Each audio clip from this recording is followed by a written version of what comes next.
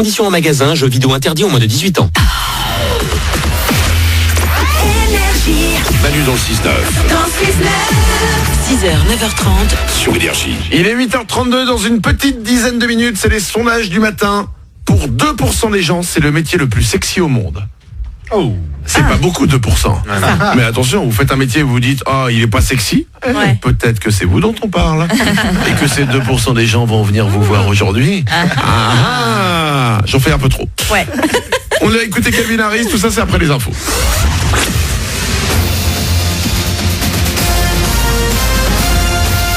Toute l'actu sur Monaco Menton avec Frédéric Plat. Bonjour, les Alpes-Maritimes, tout comme les Var et les 2 départements de Corse en vigilance météo orange encore jusqu'à 9h. Ensuite, on passera au jaune. Chez nous, à cause du risque d'orage et de la crainte d'inondation. Le temps devrait ensuite bien se calmer avec le retour d'éclaircies jusqu'à 22 degrés. C'était la météo sur Énergie avec La Trégo, votre restaurant les pieds dans l'eau. Port de Plaisance, Cap d'Aille. Une météo très agitée qui invite à la prudence. Il faut être particulièrement vigilant sur les routes. Vous êtes d'ailleurs très nombreux actuellement vers Monaco. Sur la 8, la vitesse est abaissée de 110 à 90 km/h entre Menton et la Turbie notamment. Sur les corniches, là, il faut faire, en plus du risque de chaussée glissante, attention aux éboulements. Il y a ce matin quelques gros cailloux sur les routes. Chez nos voisins du Var, il est tombé énormément de pluie, notamment dans le golfe de Saint-Tropez et de Sainte-Maxime. Des cours d'eau sont sortis de leur lit, inondant plusieurs quartiers. Il a fallu évacuer des familles de leur habitation. Des voitures auraient même été emporté par la mer. Un homme qui se trouvait à bord de l'une d'elles est porté disparu. Le calme devrait revenir donc dans la matinée. L'actu, c'est également la fête de la science. C'est en ce moment et ce week-end, 2 lycéens de l'Académie de Nice vont vivre cette fête de la science à l'Académie des sciences à Paris. Il s'agit de Chiara et Mathieu du lycée Pierre et Marie Curie de Menton. Ils ont été sélectionnés sur concours, accompagnés d'une 50aine d'autres jeunes venus de toute la France. Ils vont notamment pouvoir rencontrer des scientifiques de renom. Ça peut m'ouvrir de nouveaux horizons, apprendre de nouvelles choses que je connais pas, donc ça pourrait être intéressant pour mon futur. Et du coup, oui, c'est intéressant pour l'orientation surtout parce qu'on va rencontrer des gens dont c'est leur métier, avec qui on pourra poser des questions sur ça et pour voir si c'est ce qu'on veut vraiment faire ou pas. J'ai toujours été passionné par les sciences, l'astronomie surtout, physique, chimie, c'est ma matière préférée de ce qu'on fait. Après aussi l'ingénierie. J'aime beaucoup. Du coup, je me suis dirigé vers cette filière. J'ai toujours voulu faire soit médecin, et après j'ai dérivé vers ingénieur. C'est opposé, mais toujours dans le domaine des sciences en tout cas. Et l'objectif de cette journée est de susciter chez les lycéens et les jeunes étudiants le goût des sciences, afin de les inciter à poursuivre des carrières de recherche.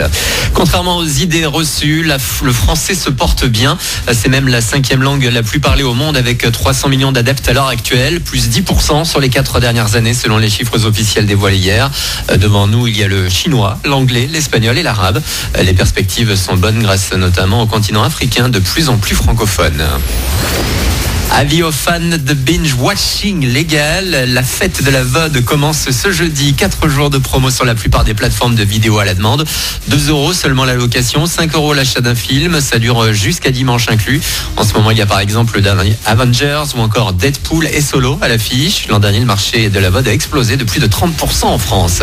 Voilà pour votre actu. 8h35 sur Énergie Monaco Menton. C'est Manu dans le 6-9 pour vous accompagner. Excellent début de journée à vous.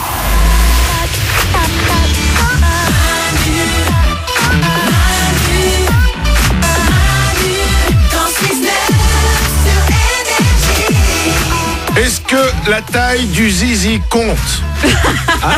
Voilà. Qu'est-ce qui t'arrive? Je vous pose la question. Est-ce que la taille du zizi compte, Paulette?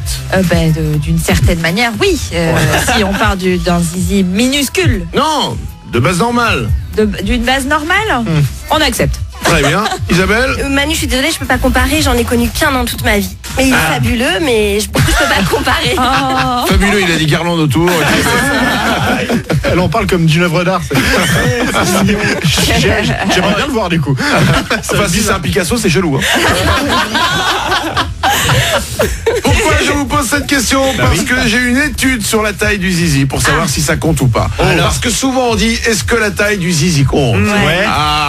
Alors, vas-y. Selon une nouvelle étude britannique, alors que plein d'autres études disent le contraire, eh bien si.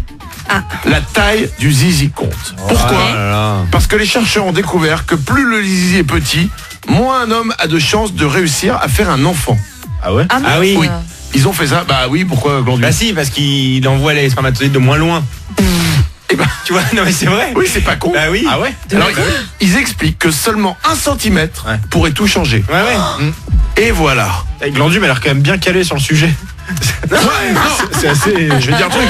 C'est surtout que ils disent donc que si t'as un petit zizi, t'as moins de chances d'avoir un enfant. Ouais. J'ai un enfant. Ah. Ouais. Nico Glandu. Ouais. Désolé les mecs.